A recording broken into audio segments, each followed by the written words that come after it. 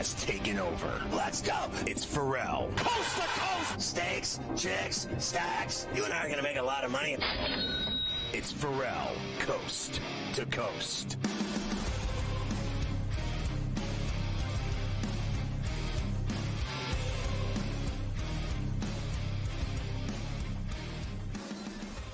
All right, into the coup de grace hour, the final hour of love for the week on C2C. I'm Ferrall with Carver High. We're in New York City. Good to have you with us. It's smarter to be on SportsGrid.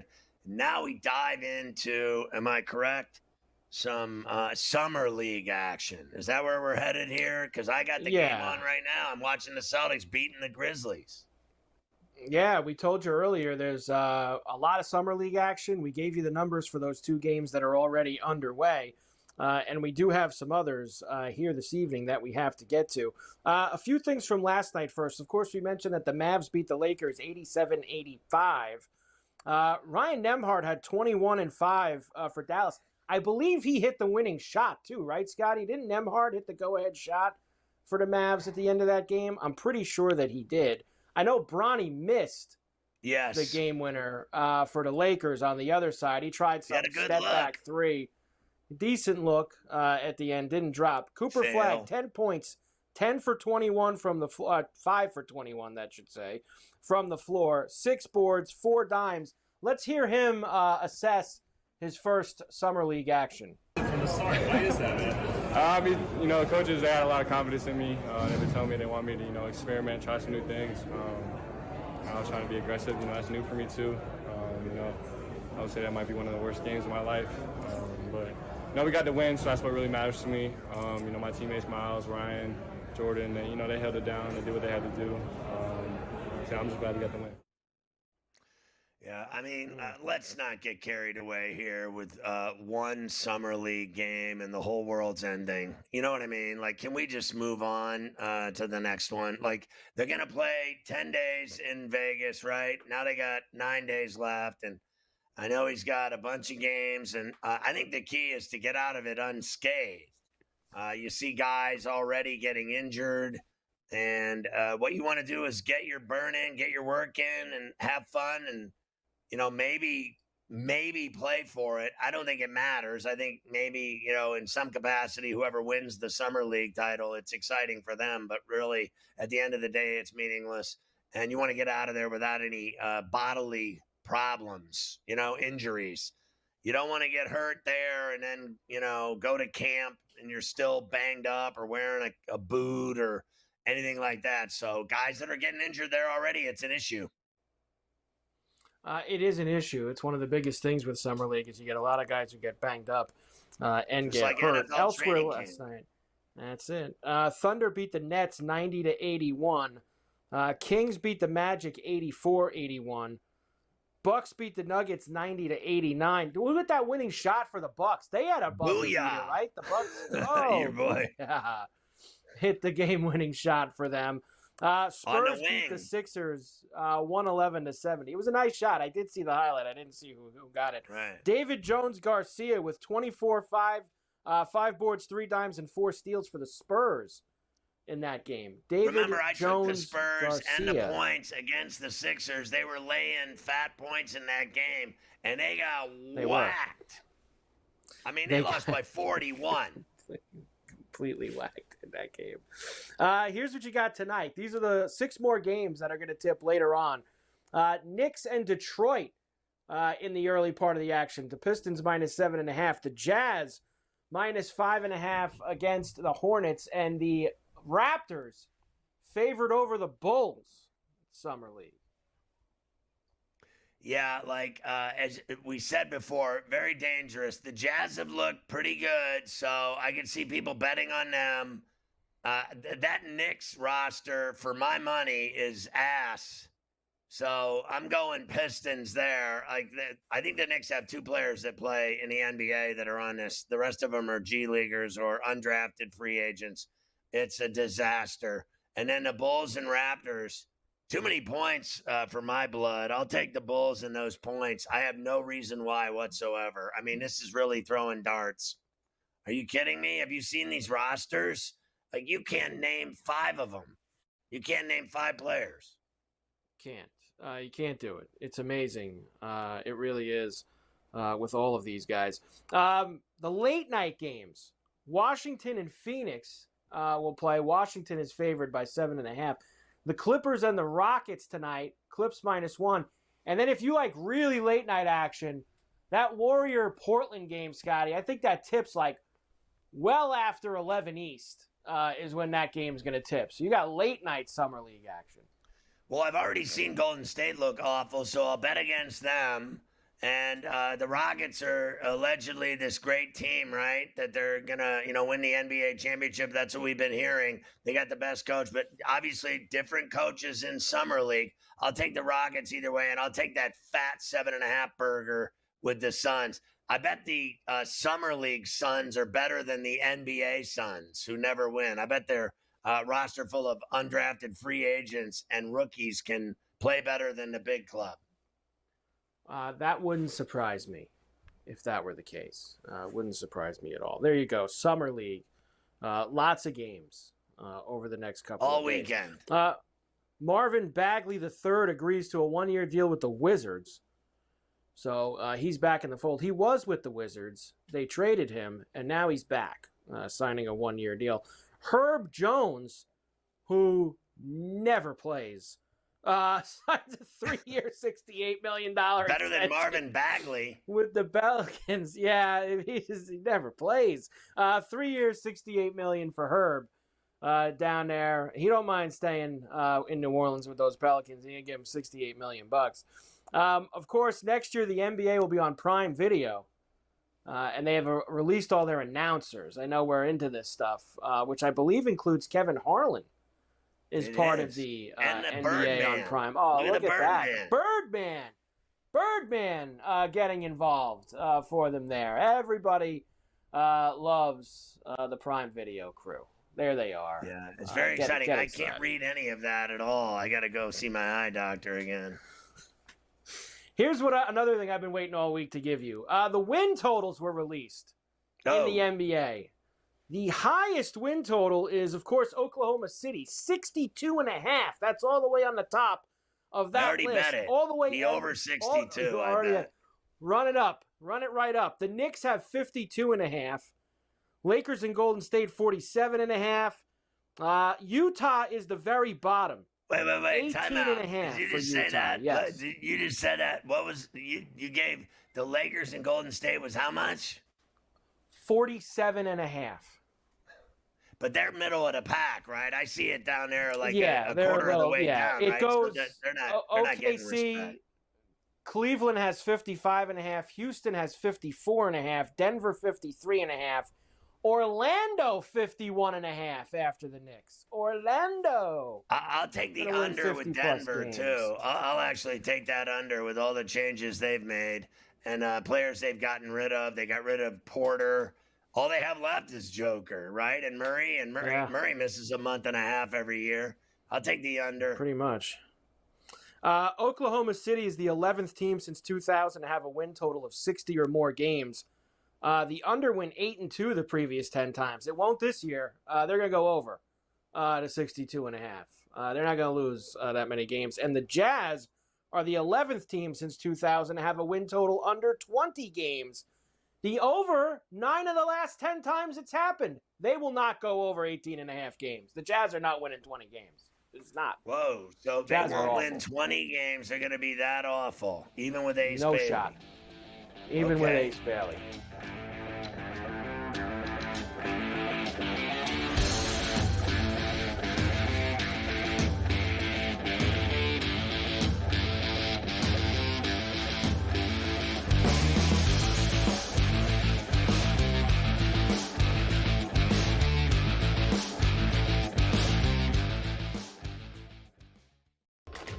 Enter into the magical world of McLuck.com, where even the smallest of spins can win real cash prizes.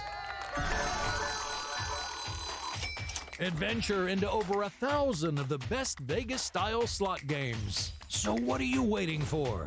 Unlock your free welcome offer today. Join the fun where winners play and players win. two guys that can do it all. Too much electricity this morning. This is a good time. We're having a lot of fun. I had to do a triple take. Ka-ching! Why? Because of parity. I didn't mean to offend. Yeah, it's not going to happen. Load management is a dirty word. Let him rip. You know what? Circumstances provide the results. What? How do you do this once? Oh, Donnie, you got such a good show there. A network that is booming. The Early Line, only on SportsGrid. We're going to go through every single thing, and I've got a great team behind me that's going to help me get the job done. I want this to be the place that people come to. There is going to be an energy to game time decisions that you will feel night in and night out. We are going to hit every single one of those markets that you need to know about. We will have everything at our disposal, and we will use that to our advantage. There is not going to be a better place, I promise you, than Game Time Decisions. I'm Kevin Walsh. Tune in to Game Time Decisions weekdays on SportsGrid. The game is on. The stakes are high. But the action isn't just on the field. He's rearranging that rim.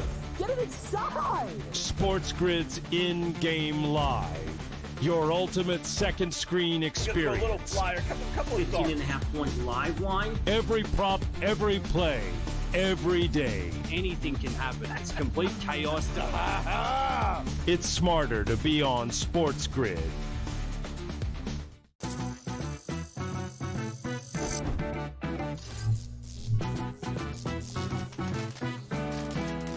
Did you know sportsbooks tend to draw up tighter bet lines for events that get even more bettors, like championship games or major matchups? My tip, try betting on less popular sports. You might have a better shot at beating those odds. Now, go get lucky. See you in Las Vegas. Let's get lucky.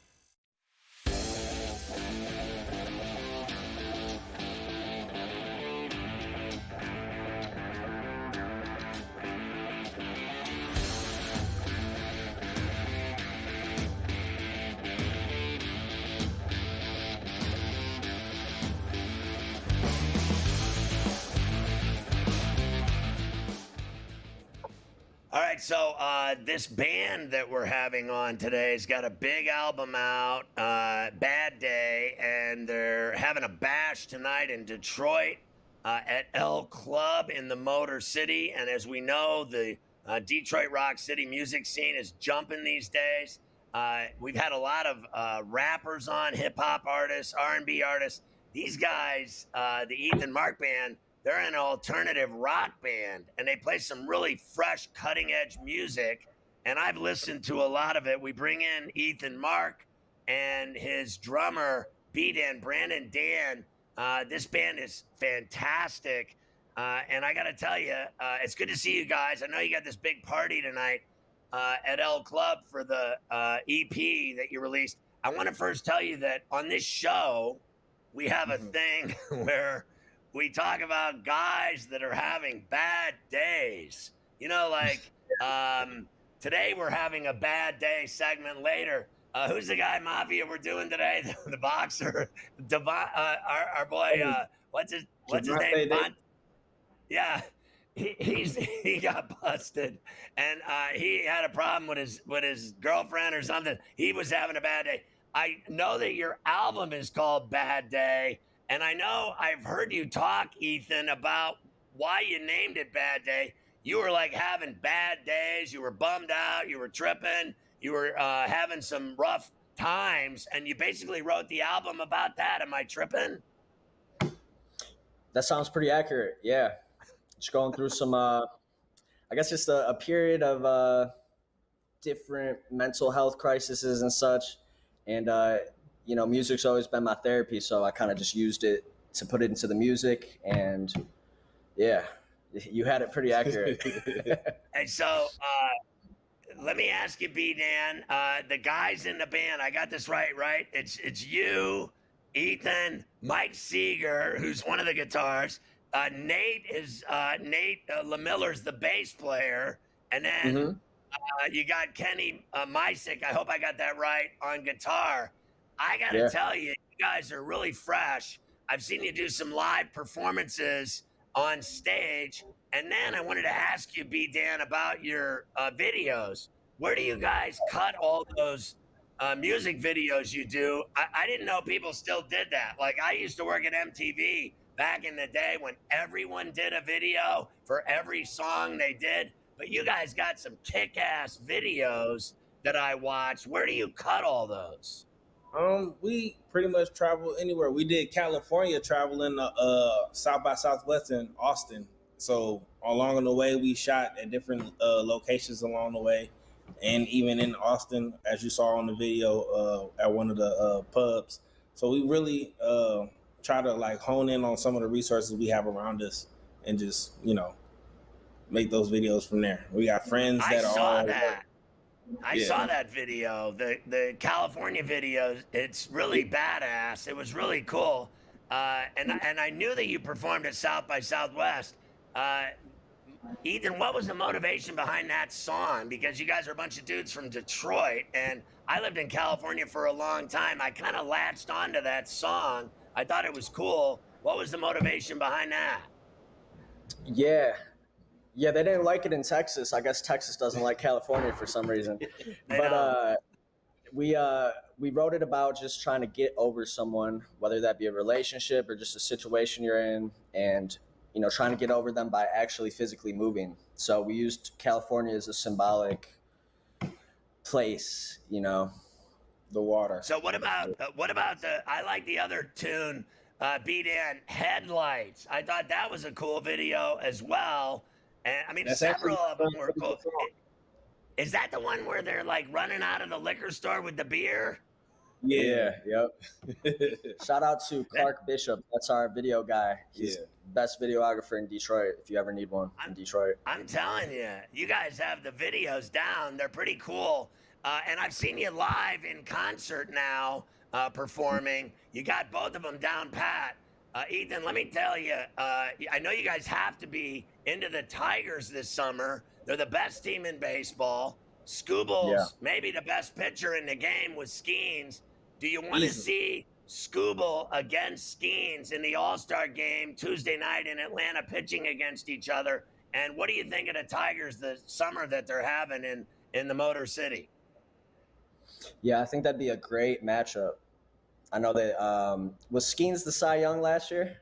He was the rookie of the year, and the Pirates, the top draft pick in baseball, and he pitched in the All-Star game last year, and he's got the smoking hot girlfriend, Livy Dunn, who everybody wants to sleep with, including me. Nice. Scooble needs to catch up and get on Skeen's dating level. But yeah, I think it'd be a sweet matchup. I know a lot of people have compared the two, and I feel like they both kind of have that competitive edge to them. So I think it'd be interesting. Have two workhorses. I think they need to have you guys at a Tiger game and at a Lion game, B-Dan. What do you think of your Lions, who I guess the last 2 years we've heard they're going to win the Super Bowl, and then they F it up? I mean, are you a little, like, I've been watching them lose for 60 years, and now they're finally allegedly good, but then they never finish the deal. Do you think they're ever going to finish the deal, B-Dan? That's our hope this year. Competition is competition. You just got to go out there and put out your best foot. So I hope that they can, and I believe they do. They will. Looking for a Super Bowl. So I'm a Knicks fan. Did you guys enjoy watching the Knicks beat the Pistons' ass? Oh, whatever. Go ahead, B-Dan. No. So, Ethan, this party tonight, I got 30 seconds. Big event at L Club for the EP, the release that just came out of Bad Day. Continued success for you guys. I hope you guys keep making great music, doing live shows all over the place. Have fun tonight. I know you're going to have a big party there tonight, so good luck with that, and it's great having you guys on the show. Hope you guys had fun. Thanks for having us. Yeah, thank you for having us. Yeah, tell your agent he's soft, and I'm going to beat his ass when I see him. Tell him that. Tell him Ferrall's going to beat your ass. I'm a lot bigger than him. Know that. 6'4", 240. I'll rough him up, B-Dan.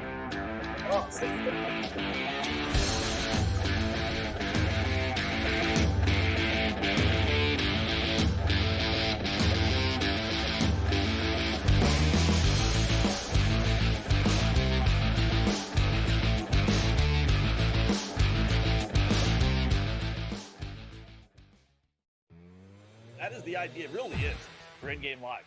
You said it.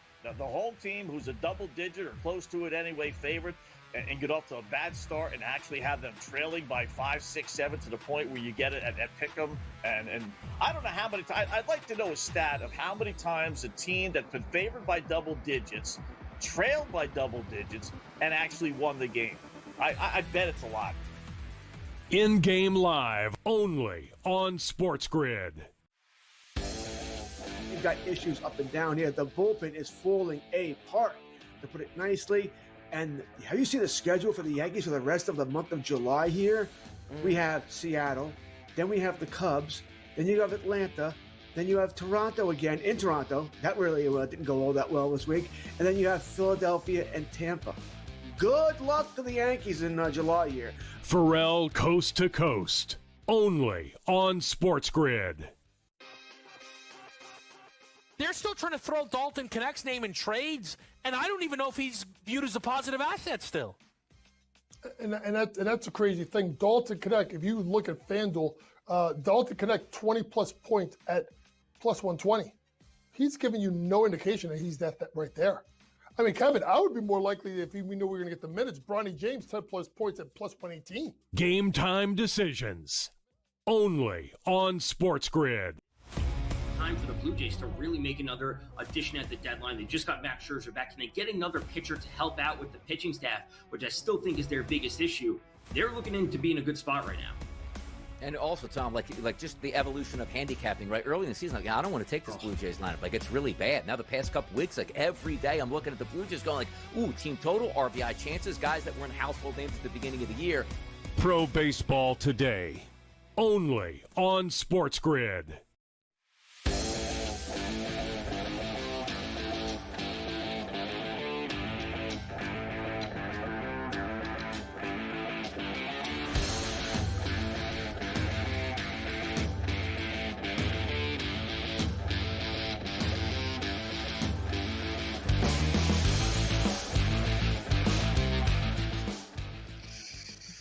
Oh, the abuse I take around here. It is just unbelievable. It's just stacking up, the abuse. Carver High is in on it too. He was like, there was a level there, a moment where Carver High jumped in a little bit and gave me a look. So anyway, let's move on before I get in further trouble. Let's start with your boy Najee. Did someone gouge his eye out? Well, look, it's been a while since we've had a 4th of July firework incident. I mean, not obviously they happen every year, but I mean in terms of an athlete being involved in a 4th of July. JPP was really the last one I can remember that had the incident. Well, Najee Harris suffered an eye injury, really a scratched cornea, I guess, Scotty, is what really the diagnosis was there. In a 4th of July fireworks incident, he's expected to be ready for the start of the season.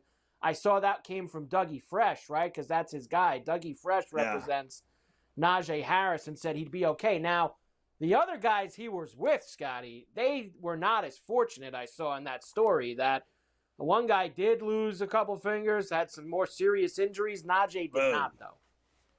I saw some Old Guard 2 movie with, what's her name? What's the chick who I'm thinking of? I'll never remember. Charlize Theron. Charlize Theron. Right. Yes. So in this movie, they're immortal. So this guy gets his thumb cut off, and he just puts it right back on, and then in 10 seconds, it just heals itself instantly. Whenever they get stabbed or shot, they regenerate and they're fine. They never die, ever. And that's a tremendous advantage to have in any scenario in life, I would think, is being immortal and nothing ever hurts you. You know, the guy loses a thumb, boom, it's back on.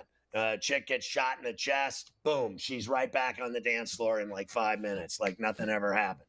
I wish I had that skill. And didn't we yesterday on this very show, I think we did, talk about somebody else having their retina. It was AD. We were talking about having AD a retina. had the retina, yeah. And then we talked about Errol Spence having cornea problems. You don't want these.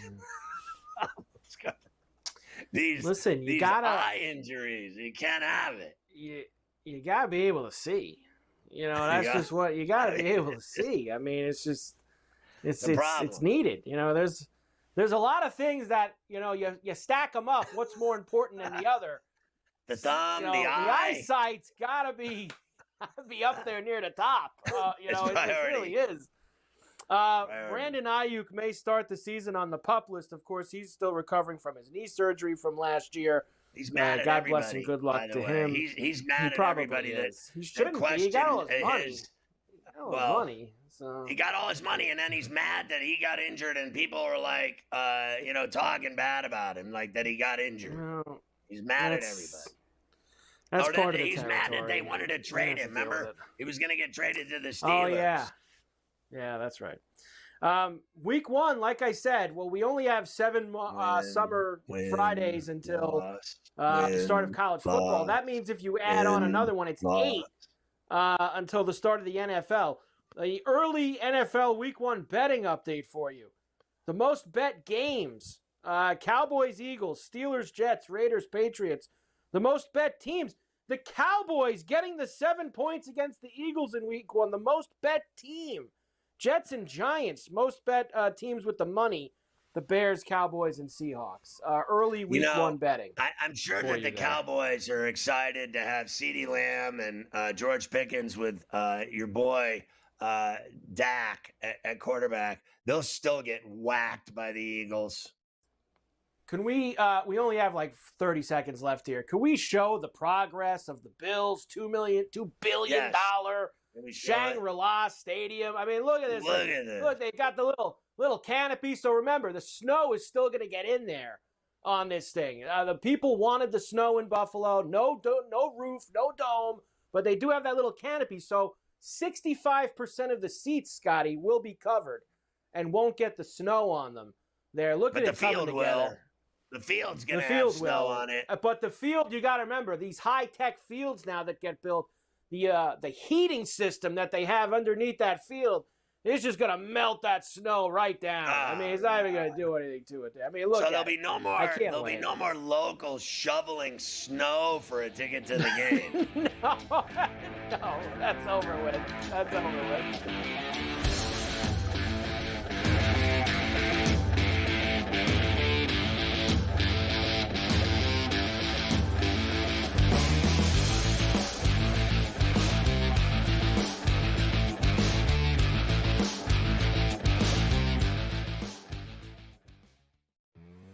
That is the idea. It really is for in-game live.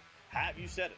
The home team, who's a double-digit or close to it anyway, favorite, and get off to a bad start and actually have them trailing by 5, 6, 7 to the point where you get it at pick'em. And I don't know how many times. I'd like to know a stat of how many times a team that's been favored by double digits, trailed by double digits, and actually won the game.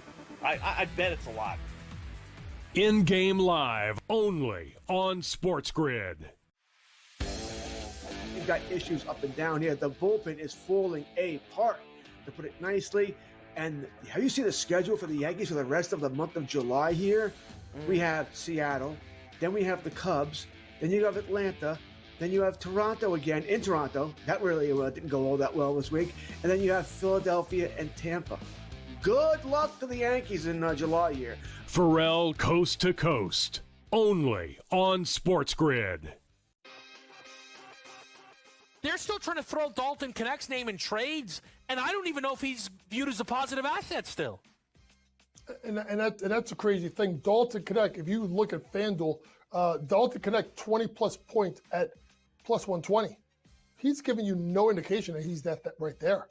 I mean, Kevin, I would be more likely if we knew we were going to get the minutes. Bronny James, 10-plus points at plus 118. Game time decisions, only on SportsGrid. Time for the Blue Jays to really make another addition at the deadline. They just got Max Scherzer back. Can they get another pitcher to help out with the pitching staff, which I still think is their biggest issue? They're looking to be in a good spot right now. And also, Tom, like just the evolution of handicapping, right? Early in the season, I don't want to take this Blue Jays lineup. Like, it's really bad. Now, the past couple weeks, every day I'm looking at the Blue Jays going ooh, team total, RBI chances, guys that weren't household names at the beginning of the year. Pro Baseball Today, only on SportsGrid.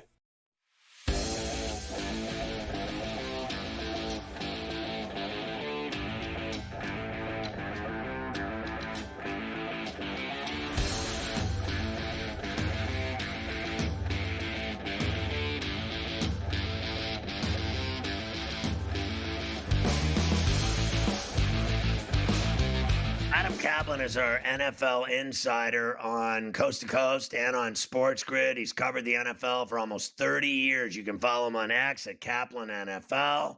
He's back again. And in the break, he just told me he laid down $10,000 on the Eagles to win by 10 over the Cowboys in week 1. I'm just kidding. It's a little strong. But I think he's thinking about it. By the way, that game is the debut of Brian Schottenheimer as the Cowboys head coach, much to the consternation of a lot of the Cowboys fans and some of their retired players. But Schotty is a very aggressive play caller. He did a great job with Russell Wilson in 2020, so I'm looking forward to see what he does with Dak Prescott. Yeah, I don't think anyone can do a better job than he did on Russell Wilson back then, because now it's impossible to make Russell Wilson better than he is. We've already seen that in Pittsburgh, and it's going to get worse at Snoopy playing for the Giants. Today we do the NFC North because we've been doing the AFC and NFC Easts already on this very program. And so today we're going to start. In fact, we were just talking to two guys from Detroit about their Lions, and they said that the Lions were going to win it all this year. I said, you mean just like they were going to win it all the last 2 years? You know, Scott, it's funny. I was on them 3 years ago. That was one of my breakout teams, and they've been very good, no question about it. Aiden Hutchinson's back from his injury, but the issue that I have with them, and obviously the odds makers agree with me, I don't see the Lions as good as they used to be or were last season. But their over-under totals, this is crazy. The 10.5 total, the over is plus money, believe it or not, at plus 110. The under is minus 135. Scott, there's something missing with their defense. And obviously they lost Aaron Glenn, who's a very good coordinator. He's now the Jets head coach. And Kelvin Shepard's their first-time defensive coordinator. He moves from being their linebackers coach to their defensive coordinator. So that's a big change. And by the way, they've got an offensive coordinator change. As we know, Ben Johnson, now the Bears head coach, and John Morton did call the plays many years ago for the Jets. Also called the plays at USC. He's the new offense coordinator. So you got two new coordinators. But the big issue for them is not on offense, Scott. It's on defense. Where's the pass rush to help out Aiden Hutchinson? The cornerbacks are okay. They're deep enough, but the young kids have got to play well. Terrion Arnold, their first-round pick last year, has got to take the next step. Ennis Rakenstraw didn't really contribute very much. He was a second-rounder last year at corner. They're great at safety. But the big issue, Scott, to finish off the Lions is, where's going to be that pass rush? I've got a major issue with their pass rush. I just don't see it. Have you noticed or watched any of the quarterback show on Netflix that also has Mr. Goff on it? I have not yet, but I'm well aware of the Goff story about how he felt about his exit from the Rams. I know about the Kirk Cousins situation. This is old news, but I'd like to hear I certainly like to hear them say it on that Netflix series. I'll definitely go watch it, no question about that. But boy, the Jared Goff thing, and again, Ben Johnson and Mark Brunell, by the way, who's the quarterback's coach, you got to give those guys credit for reviving Jared Goff's career. But Ben Johnson moving on, Scott, is a big thing. I give the Eagles credit. They had two new coordinators last year, and they won the Super Bowl. But let's not forget, Kellen Moore had been a coordinator. Vic Fangio is one of the best in NFL history. These are big changes here for the Lions. So you think that those two, Johnson and Glenn, leaving for head coaching gigs in Chicago and New York, is going to hurt Campbell and this team? And I think you're right.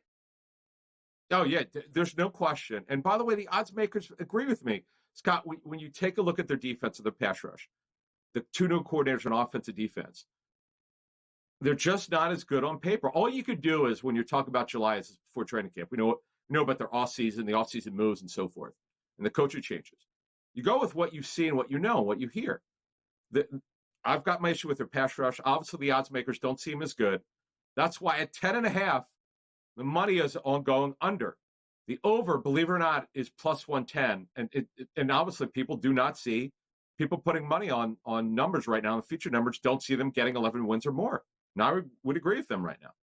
So to win the North, they're plus 120. How about the Packers to win the North plus 275? What's the story at Lambeau in Green Bay? Yeah, and I like the drafting of Matthew Golden. They need someone who could run, but he's not really a true number one receiver. I know the Packer fans are looking for one. Christian Watson, who is their most explosive receiver, is coming off a torn ACL, but they're still going to be very deep at receiver and tight end. The one issue I have with Matt LaFleur is he's too married to the run game. When you've got two really good tight ends, by the way, and a deep receiver core, you got to throw the ball more. They're too married to the running game. And defensively, they've got talent. There's something that seems to happen to LaFleur, who's got a losing record in the playoffs. There's just something not there. He's got to take the team to the next level, be more aggressive, let Jordan Love throw the football. He's too married to being balanced. They're going to be good. And by the way, they're 9.5 win total, which I agree with the over there. The over is minus 120. I like them about 10 wins. The under is plus 100. To win the North, as you mentioned, they're plus 275. The issue for me on their defense was a corner. Remember, they cut Jair Alexander. They lost Eric Stokes as a former Did you think first-round that pick. was a mistake? Cutting Alexander? Well, yeah, he's the most talented corner. No, I didn't, because I know they didn't trust him. They wanted to cut his pay. They didn't think he was worth it. And he's not, by the way, he signed for a very low-end deal with the Ravens, where he gets the chance to be reunited with his college teammate Lamar Jackson. But the bottom line is they're not very good at corner, although I do like the signing of Nate Hobbs, formerly of the Raiders, who could play nickel or you could play outside, but he's going to play outside for them mostly. He's a good football player, but Alexander's more talented. All right, let's move to the Vikings and what O'Connell's doing in Minneapolis. And here we go now with the quarterback situation. And Kevin O'Connell's phenomenal. He calls the plays. And you look at the situation of quarterback. See, he did an unbelievable job with Sam Darnold, right? One of the all-time jobs. Sam Darnold was given up for dead by most people. He got a nice free agent deal with Seattle. So when you look at that, J.J. McCarthy's their first-year starter. Remember, he didn't start in the regular season. He only started the one preseason game before he tore his meniscus. Jordan Mason, I love this move. They made the trade with the Niners. I like that. Donovan Jackson will play guard, the first-round pick. Ryan Kelly's their new center, comes over from the Colts. They're revamping their front line on defense with Jonathan Allen and Javon Hargrave. They're older. Let's face it, they're older on the defensive line. But this is a talented team. But McCarthy is a first-year starter. The over is plus 105. I actually like the over. I like them at 10 wins. See, when you look at the Packers and the Lions and the Vikings, they're all going to be sort of sandwiched together. I do agree with the odds makers there. I mean, the Vikings win a lot of games and then they fail in the playoffs. So I actually believe in O'Connell and McCarthy. We'll see if they can get it done. I think they'll win games again and be better than people think. What about the Bears in the Windy City with Mr. Johnson that we talked about? Yeah, I love Ben Johnson being there. And as someone who used to work with him told me, you're going to know very early on if the players are buying in, because he coaches hard. He coaches his quarterbacks hard. He makes players accountable. He holds his coaches accountable. This is what they need. They need better discipline with their football operation, particularly with the coaches. So I look forward to seeing kind of what happens here with Ben Johnson. By the way, their over-under totals is the 8.5. The over is plus 110. The under is 135. I see them around 8 or 9 wins. I could agree with that. But they are absolutely loaded on offense. Luther Burden, a second-round receiver out of Missouri, was terrific in college. Colston Loveland, a first-round tight end where they already have Cole Kmet. They're really deep at receiver. They're deep at tight end. Ben Johnson can run a lot of 11 personnel, a lot of 12 personnel. They're going to have a brand-new interior of their offensive line, 2 new starting guards, a new center, and Drew Dolman coming over from Atlanta. The issue for them is really not their offense, other than getting Caleb Williams to take a big jump in year 2. Where is the pass rush, Scott? Same issue last season, and Dennis Allen will run a 43 front, the former Saints head coach.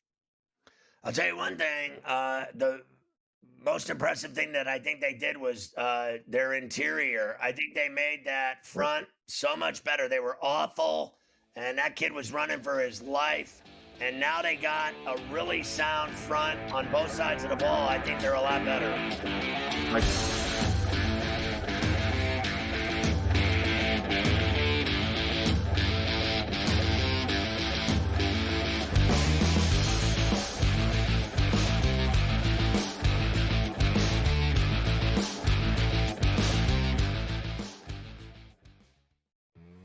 That is the idea. It really is for in-game live. You said it. The home team, who's a double-digit or close to it anyway, favorite, and get off to a bad start and actually have them trailing by 5, 6, 7 to the point where you get it at Pick'em. And I don't know how many times. I'd like to know a stat of how many times a team that's been favored by double digits trailed by double digits, and actually won the game. I bet it's a lot. In-game live only on SportsGrid. You've got issues up and down here. The bullpen is falling apart, to put it nicely. And have you seen the schedule for the Yankees for the rest of the month of July here? We have Seattle, then we have the Cubs, then you have Atlanta, then you have Toronto again in Toronto. That really didn't go all that well this week. And then you have Philadelphia and Tampa. Good luck to the Yankees in July here. Ferrall coast to coast, only on SportsGrid. They're still trying to throw Dalton Connect's name in trades, and I don't even know if he's viewed as a positive asset still. And that's a crazy thing. Dalton Connect, if you look at FanDuel, Dalton Connect 20-plus points at plus 120. He's giving you no indication that he's that right there. I mean, Kevin, I would be more likely if we knew we were going to get the minutes. Bronny James, 10-plus points at plus 118. Game time decisions, only on SportsGrid. Time for the Blue Jays to really make another addition at the deadline. They just got Max Scherzer back. Can they get another pitcher to help out with the pitching staff, which I still think is their biggest issue? They're looking in to be in a good spot right now.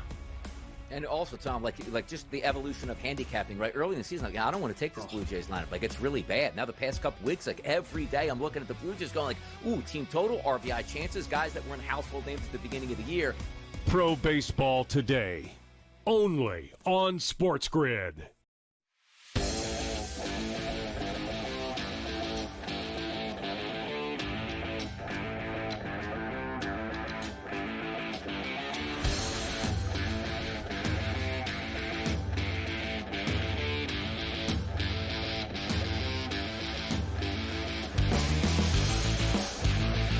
People probably did not know that Adam Kaplan is a great tennis player and he loves tennis.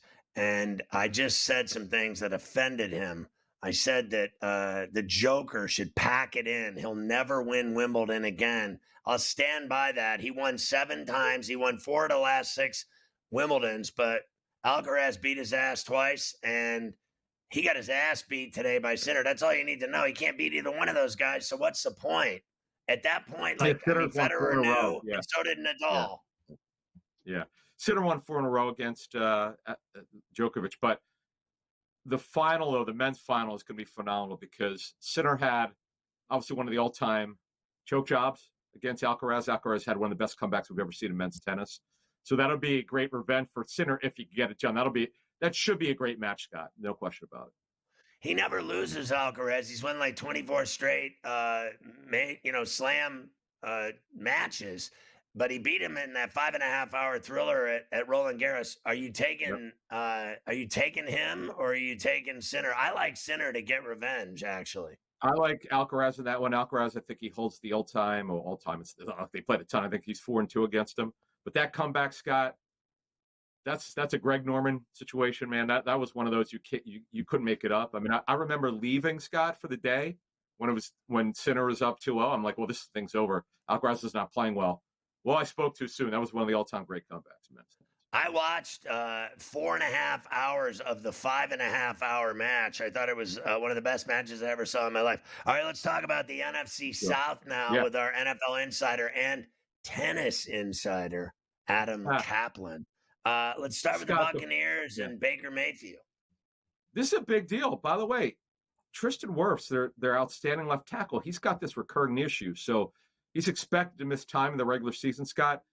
Charlie Heck right now would be his backup. Now, Charlie Heck is really a backup right tackle, left tackle. That's a problem. They better hope that Wirfs is back early in the season. This, to me, does impact the NFC South. The Bucs over-under total, the over is -110 at 9.5 to win the South, that division. They're -105. I get that they're the favorite, but Atlanta's got a very talented roster. We'll talk about them in a minute. That worst injury worries me about them potentially not getting off to a good start. That's something to keep an eye on. They did address their secondary, which did not play well last season with Morrison, the second-round corner from Notre Dame. Parrish, who's probably going to be a nickel in the 3rd round. But the issue for me right now is worse and how early he can come back and how effective he's going to be at left tackle. How well do you think Egbuka will do in their system? Yeah, I like this pick, no question about it. And remember that Godwin's coming off of yet another injury. Eventually, Book will be their slot receiver down the road, 2 or 3 years from now. But this helps them play a lot of 11 personnel. And by the way, when you look at the situation, they've got a very young offensive coordinator. Remember, Liam Cohen's left, and Josh Grizzard is a first-time offensive play caller, and he's in his early 30s, Scott. This is something to watch in training camp.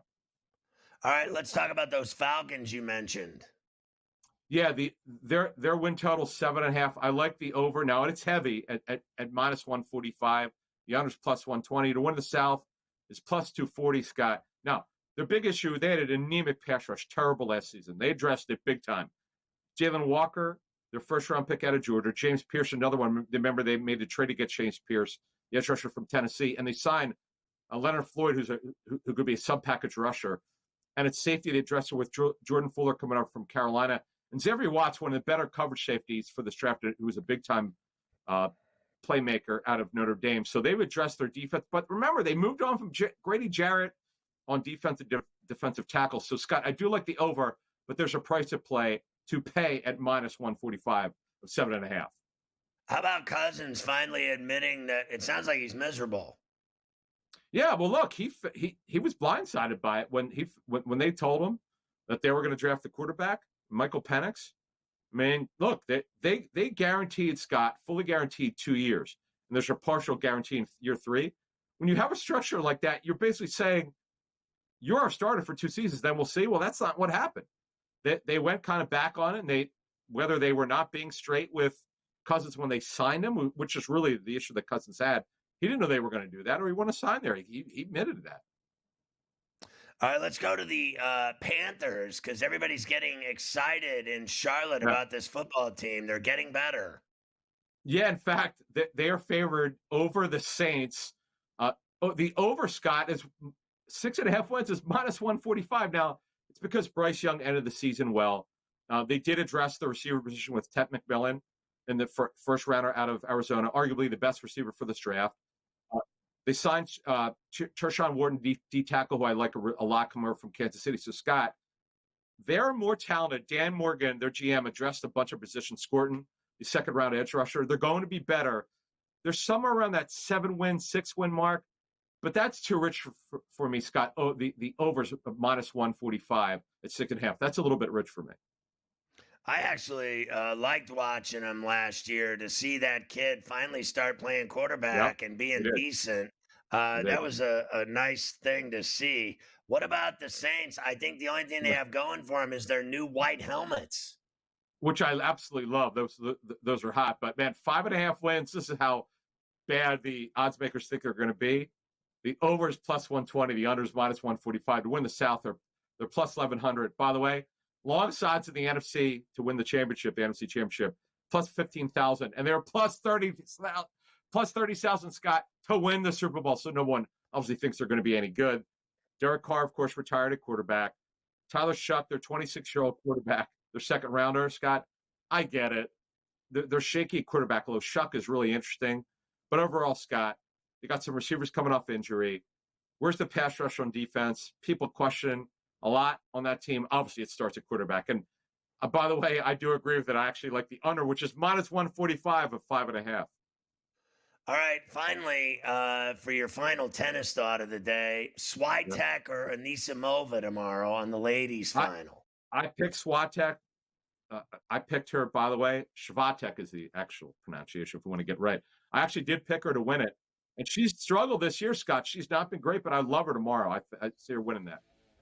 Adam hits a one-handed backhand. I do. That is true.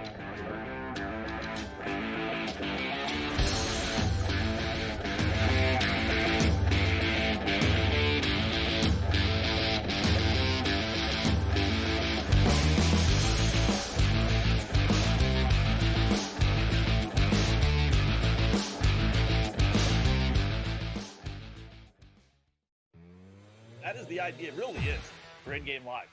You said it. The home team who's a double-digit or close to it anyway favorite, and get off to a bad start and actually have them trailing by 5, 6, 7 to the point where you get it at pick'em. And I don't know how many times. I'd like to know a stat of how many times a team that's been favored by double digits, trailed by double digits, and actually won the game. I bet it's a lot. In-game live only on SportsGrid. You've got issues up and down here. The bullpen is falling apart, to put it nicely. And have you seen the schedule for the Yankees for the rest of the month of July here? We have Seattle, then we have the Cubs, then you have Atlanta, then you have Toronto again in Toronto. That really didn't go all that well this week. And then you have Philadelphia and Tampa. Good luck to the Yankees in July here. Ferrall coast to coast, only on SportsGrid. They're still trying to throw Dalton Connect's name in trades, and I don't even know if he's viewed as a positive asset still. And that's a crazy thing. Dalton Connect, if you look at FanDuel, Dalton Connect 20-plus points at plus 120. He's giving you no indication that he's that right there. I mean, Kevin, I would be more likely if we knew we were going to get the minutes. Bronny James, 10-plus points at plus 118. Game time decisions, only on SportsGrid. Time for the Blue Jays to really make another addition at the deadline. They just got Max Scherzer back. Can they get another pitcher to help out with the pitching staff, which I still think is their biggest issue? They're looking in to be in a good spot right now. And also, Tom, like just the evolution of handicapping, right? Early in the season, like, I don't want to take this Blue Jays lineup. Like, it's really bad. Now, the past couple weeks, like, every day I'm looking at the Blue Jays going like, ooh, team total, RBI chances, guys that were in household names at the beginning of the year. Pro Baseball Today, only on SportsGrid.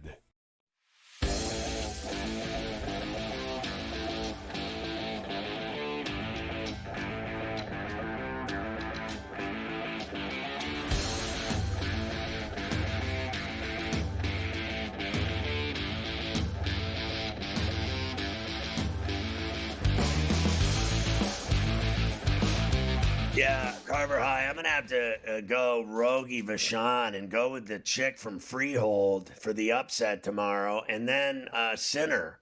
I don't think that's an upset if Sinner wins. I mean, he's the best player in the world. I think Alcaraz is probably better than him, but barely.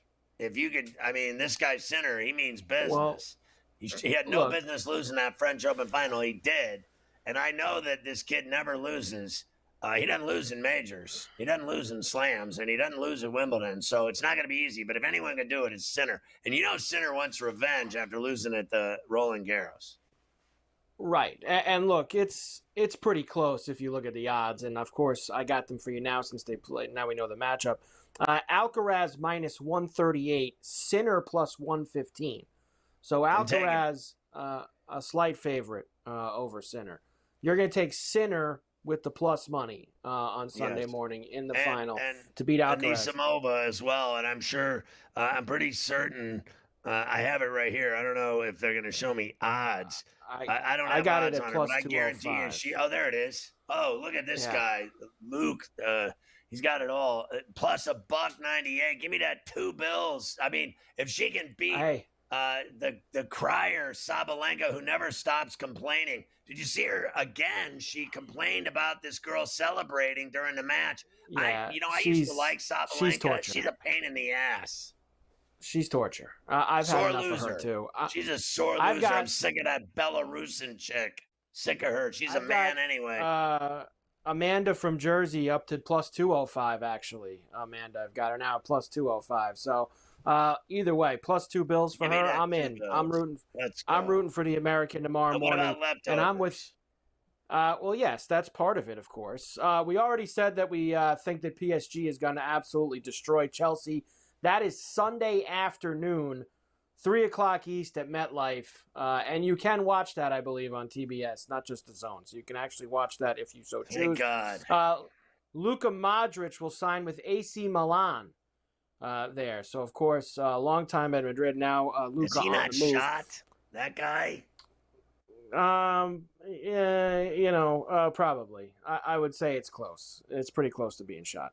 The Stars trade Matthew Dumba to the Penguins for some guy named Vlad and a 2028 second-round pick. There's no shot I'm saying that guy's name. Guy named Vlad. Luga. Here's all you need to know about Dumba, Scotty. He was a healthy scratch for the Stars in every playoff game. He didn't play in any of their playoff games, Matthew Dumba. And then they playoff just run. chopped him. Pawned him off. Chopped him right over to the Penguins. The Leafs traded Ryan Reeves to San Jose.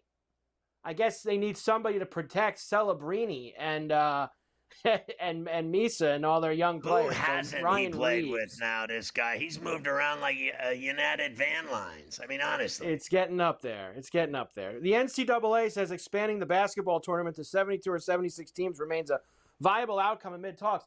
I'm putting this on the list. Had enough of things. I don't want to talk about it anymore until they do it. I'm tired of these updates every 3 to 4 weeks.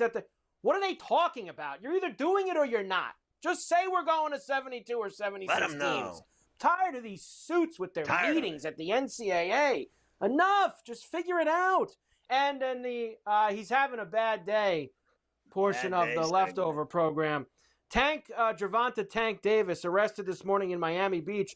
Battery charge stemming from an alleged domestic dispute with his ex-girlfriend of 4 years. So he's not been with this girl for 4 years, but allegedly had a alleged domestic dispute with her. So Tank Davis he allegedly cranked her, slapped her in the face and in front of people, and then got arrested in Miami. But he's living in Coral Springs now in Florida, but he got arrested for allegedly slapping her.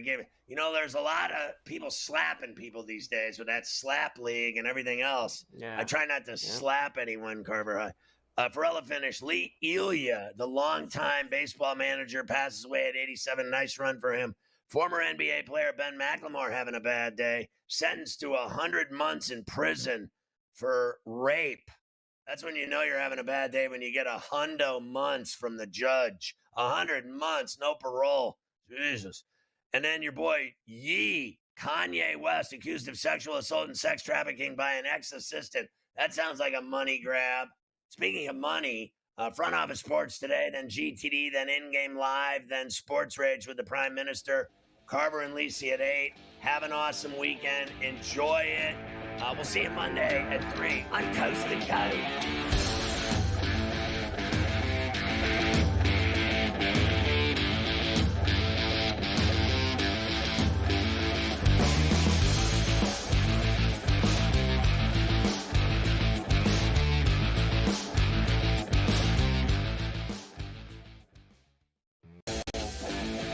Flagg against Bronny James feels like Mike DeCourcy against Mike Tyson. I'm sorry. I mean, let's be real about this. We're talking about a generational prospect in Cooper Flagg and LeBron's kid who averaged 5.5 points in his 1 year of Division I basketball.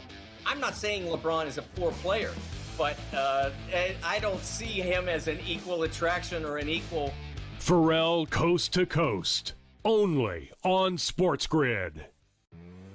Things you have to look at is what the team has the following day, especially when it comes to bullpen usage. A lot of the things I like to attack is you see these extra inning games, these games get drawn out, these bullpens get worn, or if someone gets shelled the first 3 innings and they got to go to the pen, early, that's a good spot to kind of hop in the middle of the next game. You got a tired bullpen, right? You try and take advantage there, maybe with an over, maybe with the money line. You're getting plus money on a favorite at that point. In-game live, only on SportsGrid. Piece of an interesting couple of weeks in California. If you recall, I think it was 2 weeks ago,